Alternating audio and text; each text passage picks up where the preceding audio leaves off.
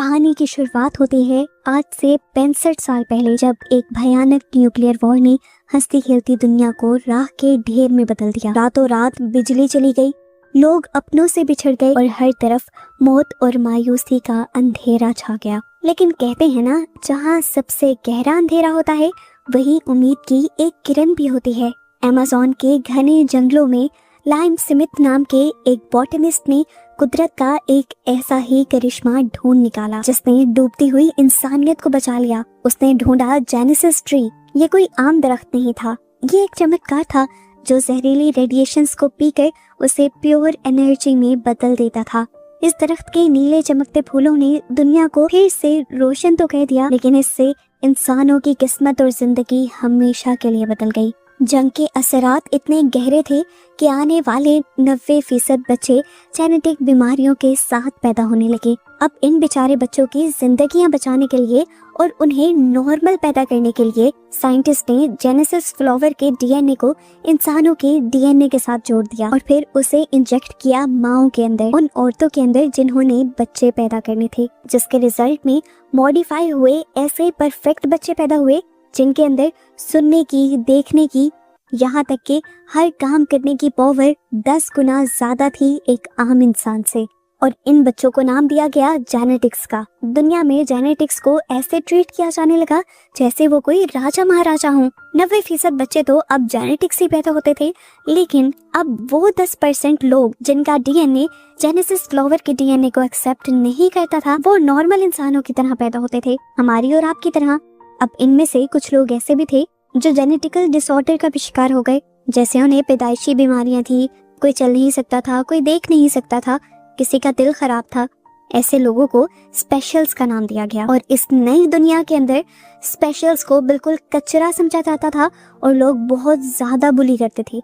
इन्हें अगर काम वगैरह भी मिलता था तो बस मेहनत मजदूरी का। खैर फाइनली अब हमें इस नई दुनिया के जेनेसिस इंस्टीट्यूट को दिखाया जाता है जहाँ ये पावरफुल ट्रीज रखे जाते हैं। यहाँ हम लियोन से मिलते हैं जो कि व्हील चेयर पर है और इस इंस्टीट्यूट में साफ सफाई का काम करता है, और उसके साथ है एक 12 साल की लड़की क्लोई जो इस इंस्टीट्यूट में स्टूडेंट बनकर फील्ड ट्रिप में आई है। पर पता चलता है कि लियोन और क्लोई आपस में मिले हुए हैं और यहाँ पर चोरी करने के इरादे से आए हैं। चोरी करने के लिए क्लोई टूर गाइड का ध्यान भटकाती है और पीछे से लियोन एक हैकिंग डिवाइस का इस्तेमाल करते हुए एक सिक्योर दरवाजा खोल लेता है। वो मैप चेक करता है और देखता है कि आगे कितने गार्ड्स खड़े हैं। इनसे निपटने के लिए लियोन अपनी पॉकेट से एक छोटा सा रिमोट कंट्रोल चूहा निकालता है और उसे हॉल में भेज देता है। गार्ड्स खिलौने का पीछा करते हैं और जैसे ही उसे उठाते हैं तो वो चूहा स्लिपिंग गैस छोड़ता है जिससे सभी गार्ड्स वहीं पर बेहोश हो जाते हैं। जिसके बाद लियोन अपने मुंह पर मास्क लगाते हुए लैब के अंदर घुस जाता है। यहाँ आने से पहले उसने लैब के वेंटिलेशन सिस्टम के अंदर भी एक गैस छोड़कर सभी साइंटिस्ट को बेहोश कर दिया था। लैब के अंदर लियोन अपनी माँ की दी हुई एक पुरानी घड़ी को देखता है जिससे उसे हिम्मत मिलती है। जिसके बाद वो एक लेजर कटर का यूज कर जेनेसिस ट्री के ग्लास को काटने लगता है और उसके बाद वो जेनेसिस ट्री के नीले फूल को तोड़ता है। फूल को तोड़ते ही इस ट्री का डिफेंस सिस्टम ऑन हो गया था और उसने बहुत सारे कांटे छोड़े थे जिससे किसी तरह लियोन बच गया। असल में ये ट्री बॉम्ब्स की खतरनाक रेडिएशन की वजह से ही मॉडिफाई हुआ था जो इंसानों को नुकसान पहुंचा रही थी, इसीलिए तो ये इतना ज्यादा मॉडिफाइड था। खैर फूल के टूटते ही यहाँ पर सिक्योरिटी अलार्म्स भी बजने लग जाते हैं। फैकल्टी को लॉकडाउन करने के लिए काउंटडाउन भी शुरू हो जाता है, लेकिन लियोन भीड़ में छुपकर बाहर निकल आता है और आते ही जानबूझकर क्लोई से टकराता है ताकि क्लोई उसके पास मौजूद कंटेनर जिसके अंदर वो फूल है उसे एक टेडी बेयर में छुपा ले। चेकिंग करते हुए बहुत ही होशियारी से क्लोई टेडी बेयर को गार्ड को ही पकड़ा देती है और अपनी चेकिंग करवा लेती है और फिर वो इस फैसिलिटी से बाहर निकल आती है बिना किसी को भी शक दिलाए कि वो चोरी कर चुके हैं। जिसके बाद ये लोग अपने शहर वापस आ जाते हैं। यहाँ के ये लोग देखते हैं कि जगह जगह एक पॉलिटिशियन की स्पीच ब्रॉडकास्ट की जा रही थी। सेनेटर फ्रैंक अब यहाँ पर प्रोपोजिशन 42 नाम का एक नया कानून लाना चाह रहा था। वो चाहता था कि जेनेटिक्स और स्पेशल लोगों को बराबर समझा जाए, इसीलिए वो एक ऐसा एंटीडोट, एक ऐसा सीरम तैयार करवा रहा था जिसकी मदद से अडल्ट्स और स्पेशल्स को भी जेनेटिक एनहेंसमेंट मिल सके और वो अपनी बीमारियों और कमजोरियों से क्योर हो जाएं। सीन कट होता है और हमें एक फेमस पॉप स्टार मीरा को दिखाया जाता है, जो अनाउंसमेंट करती है कि वो गरीब स्पेशल डिस्ट्रिक्ट में जाकर एक कॉन्सर्ट करेगी ताकि वहाँ के भी सब लोग मिलजुल कर रह सकें। लियोन जब कॉन्सर्ट के बारे में सुनता है तो उसे यकीन नहीं आता, क्योंकि उसे लगता है कि अमीर और जेनेटिक्स सिर्फ झूठ ही बोलते हैं। ये लोग अब अपने घर आ जाते हैं, जो एक बेसमेंट वर्कशॉप है जहाँ प्लांट्स और गैजेट भरे हुए हैं।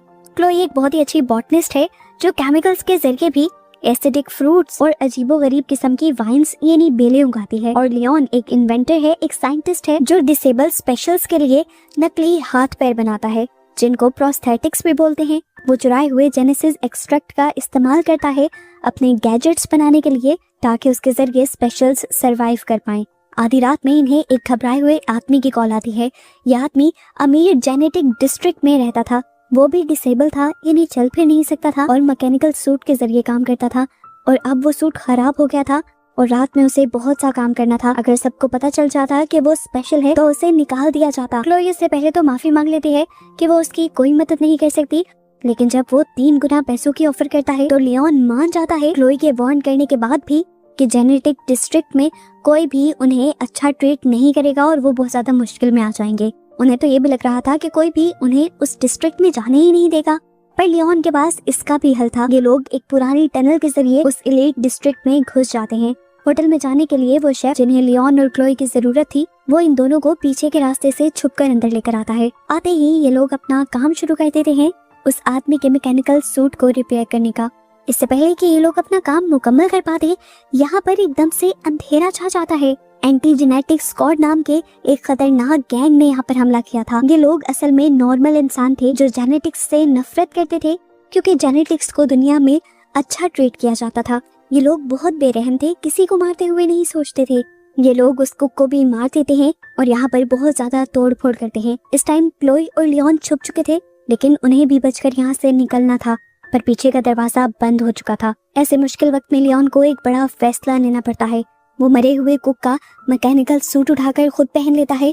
इतने में ये गैंगस्टर्स भी अब किचन में आ चुके थे और किचन में आकर ये लोग अपने किसी प्लान के बारे में बात कर रहे थे, जिस प्लान को इन्हें कल एग्जीक्यूट करना था। किसी खास जगह पर बॉम्ब लगाने की और किसी खास आदमी को मारने की प्लानिंग कर रहे थे। ये इनकी बातें करते हुए उनके हाथ से एक पेपर भी नीचे गिर जाता है, जिन्हें क्लोई उठा लेती है। अचानक ही लियोन के पहने हुए सूट में गड़बड़ होती है, जिसकी वजह से लियोन एक मेटल काउंटर पे गिर जाता है। ऐसे गैंग वाले भी उसे देख लेते हैं और इससे पहले वो उसके ऊपर हमला कर देते। अपने आप को बचाने के लिए यहाँ पर मौजूद सारी चीजें लियोन इन गैंगस्टर्स के ऊपर गिरा देता है और फिर इसी मैकेनिकल सूट की पावर्स का इस्तेमाल करते हुए पीछे का दरवाजा जोर लगाकर खोलकर ये दोनों यहाँ से भाग निकलते हैं।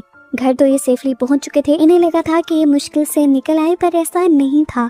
होटल के सीसीटीवी फुटेज में इन दोनों की पिक्चर आई थी। अब एंटी जेनेटिक्स गैंग ने तो मास्क लगाया हुआ था। पुलिस को लगा कि यही दोनों यानी लियोन और क्लोई ही उस गैंग के लीडर हैं। ऐसे बिना कोई जुर्म किए ये क्रिमिनल्स बन चुके थे। अब न्यूज में ही पुलिस के स्पेशल फोर्स हेड का इंटरव्यू भी चल रहा था। लियोन ये देखकर हैरान रह गया कि ये इंसान उसी गैंग का लीडर था जिसने कल रेस्टोरेंट पर हमला किया था, और इस आदमी को उसने खुद रेस्टोरेंट में देखा भी था। साफ मतलब था कि पुलिस का हेड ही ये टेररिस्ट गैंग चला रहा था। क्लोई अब उस चुराए हुए कागज को देखती है। वो मीरा के कॉन्सर्ट का फ्लायर है जो कि स्पेशल डिस्ट्रिक्ट में होने वाला है। ये देखकर ये दोनों समझ आते हैं कि गैंग जरूर कॉन्सर्ट पर हमला करेंगे और इल्जाम स्पेशल्स पर लगा देंगे, ताकि प्रोपोजिशन 42 फेल हो जाए और स्पेशल्स को कभी भी इस दुनिया में जेनेटिक्स वाली इज्जत और मकाम दिया ही ना जाए। क्लोई फैसला करती है कि उसे ये सब रोकना चाहिए। ये मिशन सिर्फ उन दोनों को ही नहीं बल्कि उनके पूरे डिस्ट्रिक्ट के सभी स्पेशल लोगों को बचा सकता है। पर लियोन का ख्याल था कि एक छोटी बच्ची और एक लंगड़ा इंसान कुछ ज्यादा नहीं कर सकते, इसलिए वो तो भाग जाने का प्लान करता है। उसके इस फैसले से क्लोई उससे नाराज होकर चली जाती है और वो जब यहाँ से जाने की पैकिंग कर रहा होता है तभी वो अपनी मॉम की दी हुई वॉच देखता है जिस पर लिखा हुआ था कि सब लोग इक्वल हैं। उसे याद आया कि उसकी मॉम का इलाज भी इसीलिए नहीं किया गया था क्योंकि वो एक स्पेशल थी। उसे एहसास होता है कि अपने साथ होने वाली इन ज्यादतियों के बाद वो इस तरह पीछे नहीं हट सकता, इसलिए वो घर वापस आकर काम करना शुरू कर देता है। और जैसे ही क्लोई घर वापस आती है तो ये देखकर खुश हो जाती है कि लियोन उससे पहले ही शेफ वाले मैकेनिकल सूट को मॉडिफाई कर रहा था। लियोन ने इस सूट के अंदर बहुत से वेपन्स लगा दिए थे जबकि क्लोई अपनी बॉटनी स्किल्स का इस्तेमाल करते हुए इसमें बहुत सी बायो वायर्स लगाती है। इन वायर्स के ऊपर एसिडिक फ्रूट उगते हैं जिनसे निकलने वाली गैस दूसरों को बेहोश भी कर देती है और दूसरों को जलाने के भी काम आती है। अगले दिन अब ये लोग मिशन के लिए तैयार थे। वो गैंग भी कॉन्सर्ट के फौरन बाद मीरा को किडनैप करने के लिए पहुंच जाता है और यहाँ पर अफरा तफरी मच जाती है। भीड़ में तो लियोन और क्लोई कहीं नजर नहीं आते, लेकिन कॉरिडोर से जहाँ से गैंग वाले मीरा को लेकर जा रहे थे वहीं पर एकदम से लियोन अपने मैकेनिकल सूट में जंप करता है। पहले पहले तो वो लड़खड़ाया, लेकिन फिर उसने अपने आप को बैलेंस कर लिया। गैंगस्टर्स ने जैसे ही उसे देखा तो उसने अपने सूट से एक बटन ऑन किया और उसके पूरे सूट पर पौधे उगाए और ये था क्लोई की वजह से। ये देखकर गैंग वाले उस पर हंसने लगे, लेकिन फिर लियोन ने दिखाई अपनी सूट की असली ताकत। उसने इन्हीं वाइन्स का इस्तेमाल करते हुए गैंगस्टर्स को झटके लगाए। वाइन्स पर लगने वाले फ्रूट्स की मदद से गैस छोड़ कर उन लोगों को अंधा कर दिया और इससे पहले कि अब वो मीरा को लेकर भाग जाता, यहाँ पर बाकी गैंगस्टर्स आ गए। अब वो इतने ज्यादा थे कि लियोन उनसे लड़ नहीं पाता और ये लोग लियोन को नीचे गिरा देते हैं और इतना मारते हैं कि उसका सूट भी खराब हो जाता है। सूट के टूटने के बाद अब लियोन भी मर ही जाता, पर ठीक वक्त पर क्लोई एक चोरी की गाड़ी लिए यहाँ आ जाती है और सभी गैंग के लोगों को टक्कर देते हुए लियोन और मीरा को गाड़ी में बिठाते हुए यहाँ से तेजी से निकल जाती है। ये लोग अब लियोन की वर्कशॉप में ही आए थे और इन्होंने अपनी वर्कशॉप के सारे खुफिया दरवाजे बंद कर लिए थे। ये लोग मीरा को सच्चाई बता देते हैं कि उनके ऊपर हमला करने वाली कोई और नहीं बल्कि उन्हीं की सिक्योरिटी करने वाली पुलिस थी। मीरा बताती है कि कल को मुझे सैनिटर से भी मिलना है। ये जानकर लियोन कहता है, मैं पहले ही जानता था। कल इस गैंग ने होटल पर हमला किया, आज यहाँ पर हमला किया और कल को वो फैमिली प्लानिंग सेंटर में दोबारा आप पर हमला करेगा। लेकिन उनका मकसद आपको मारना नहीं है, उनका मकसद है सैनिटर को मारना ताकि वो नया कानून ना ला सके और हमें अब हर हाल में सैनिटर को बचाना होगा। मीरा भी अब उनके साथ इस प्लान में शामिल हो गई थी और अब अगले दिन ये लोग एक कपल का भेस लेते हुए फैमिली प्लानिंग सेंटर में जाते हैं और यहाँ पर स्टाफ का ध्यान भटकाने के लिए लियोन मीरा को गाना गाने को कहता है। इतने में यहाँ पर वो गैंगस्टर भी आ गए थे अपना काम पूरा करने के लिए। लियोन तेजी से उनकी तरफ जाता है और अपने सूट में लगे हुए एसिड के जरिए उन सबके मास्क पर हमला कर देता है। सभी के मास्क पिघलने लग जाते हैं, जिसके बाद वो सभी से एक एक कर निपटने लग जाता है। लेकिन पुलिस का हेड जो सबसे ज्यादा ताकतवर था उसके सामने लियोन टिक नहीं पाता। दोबारा लियोन उससे बहुत ज्यादा मार खाता है और दोबारा ही उसका सूट भी टूट जाता है। आज तो लियोन को लगा था कि वो मर ही जाएगा, लेकिन ठीक वक्त पर यहाँ सैनिटर के गार्ड्स आ जाते हैं जो काफी सारे गैंग के लोगों को शूट कर देते हैं और बाकी बचा कुचा गैंग यहाँ से भाग जाता है। स्पेशल पुलिस फोर्स का हेड जो कि इस गैंग का भी हेड था वो भी अपनी असलियत छुपाते हुए यहाँ से भाग निकला था। लियोन ने इतना बड़ा काम किया था, सैनिटर की जान बचाई थी, उल्टा सैनिटर के गार्ड्स ही उसे बुरा भला कहने लग जाते हैं और इतने में ही यहाँ पर सैनिटर खुद आ जाते हैं, जिन्हें देखकर लियोन कुछ पल के लिए दंग रह जाता है और यहाँ एक बहुत बड़ा ट्विस्ट रिवील होता है कि लियोन सैनिटर का ही बेटा था। ये सच्चाई जानकर क्लोई को भी शौक लगा था। उसे लगा कि लियोन भी अमीरों का और जेनेटिक्स का हिस्सा है, इसलिए वो भी रोते हुए वहाँ से भाग जाती है। कुछ ही देर में मीडिया पर भी ये खबर वायरल हो गई थी कि सैनिटर के ऊपर हमला हुआ है। सैनिटर का इंटरव्यू लेने के लिए यहाँ पर बहुत से लोग आ जाते हैं और सैनिटर सबको बताते हैं कि एक हीरो ने, मेरे बेटे ने मुझे बचाया है जो कि एक स्पेशल है और यही सबसे बड़ा सबूत है इस बात का कि स्पेशल जेनेटिक्स से कम नहीं और उन्हें इक्वल ही राइट्स मिलने चाहिए। इसके बाद प्रोपोजिशन 42 का वोट ऑलमोस्ट सबकी ही हामी से पास हो जाता है। गवर्नमेंट ये प्रॉमिस करती है कि स्पेशल्स को भी इक्वल राइट दिए जाएंगे और उनके लिए स्पेशल मेडिकल कैंप भी लगाए जाएंगे जहां पर उनका इलाज हो सकेगा। लियोन अब इसके बाद क्लोई को ढूंढने के लिए जाता है, पर क्लोई उसे कहीं नहीं मिलती। वो काफी ज्यादा दुखी हो जाता है और कैंप में वापस आ जाता है जहाँ पर अब स्पेशल लोगों का इलाज चल रहा था। यहीं पर सैनिटर उससे मिलते हैं और उससे माफी मांगते हैं अपने किए सभी बुरे कामों की। वो कहते हैं कि तुम्हारी मॉम मेरी गलती की वजह से मारी गई थी और मैं अब वो गलती सुधारना चाहता हूँ। जाने से पहले तुम्हारी मॉम तुम्हारे लिए एक लेटर छोड़ कर गई थी, लेकिन इससे पहले कि मैं हिम्मत करके ये लेटर तुम्हें दे पाता तुम मुझे ही छोड़कर चले गए। लियोन अकेले में वो लेटर पढ़ता है जहाँ पर उसकी मॉम ने लिखा था कि तुम अपने डैड को माफ कर देना और अपना दिल बड़ा रखना क्योंकि आखिरकार हम सब बराबर हैं। अब यहीं पर लियोन से मिलने के लिए क्लोई और मीरा आते हैं और क्लोई लियोन को बताती है कि पुलिस हेड अभी तक अरेस्ट नहीं हुआ और वो अभी भी सैनिटर के साथ ही काम कर रहा है। लियोन को ही शक होने लगा था कि कुछ तो गड़बड़ी है। गड़बड़ी के बारे में पता चलाने का काम क्लोई ही करती है और एक हाईटेक कैमरा से उस लेबोरेटरी के अंदर देखती है जहाँ पर सैनिटर और वो आदमी खड़े थे।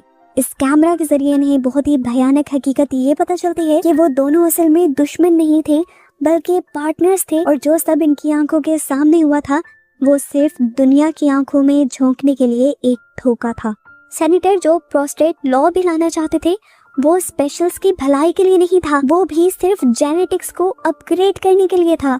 इन्हें असल में स्पेशल्स के दिमाग से एक स्पेशल किस्म का केमिकल चाहिए था और उसे निकालने के लिए ये सारा ड्रामा रचा जा रहा था। और इन कैंप्स में जो स्पेशल्स इलाज करवाने के लिए आ रहे थे उनका इलाज करने के बजाय उनके ब्रेन से उस केमिकल को ही निकाला जा रहा था। इस केमिकल को निकालने का प्रोसेस इतना ज्यादा भयानक और खतरनाक होता है कि डोनर की मौत भी हो सकती है, लेकिन फिर भी सेनेटर और बाकी लोगों को कोई परवाह नहीं थी। वो तो चाहते थे कि स्पेशल्स मर ही जाएं और इस दुनिया में सिर्फ जेनेटिक्स ही रहे।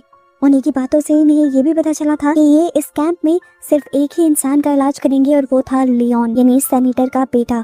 वो अब पूरे कैंप पर नजर दौड़ाता है। यहाँ पर जल्दी जल्दी लोग मर रहे थे कि देखकर स्पेशल्स समझ जाते हैं कि उनके साथ धोखा हो रहा है और सभी लड़ने के लिए तैयार हो जाते हैं। एक प्लान के तहत अब लियोन भी ऑपरेशन रूम के अंदर चला जाता है जहाँ पर उसका ऑपरेशन होना था। अपने ब्लैंकेट के नीचे उसने अपना प्रोस्थेटिक सूट छुपाया हुआ था जो उसने रिपेयर कर लिया था। अपने डैड और नर्सिस के यहाँ आते ही वो अपने असल इरादे दिखा देता है और सबसे पहले अपने डैड को ही गर्दन से पकड़ लेता है और उन्हें एक मॉन्स्टर बुलाते हुए एक कमरे में कैद कर देता है।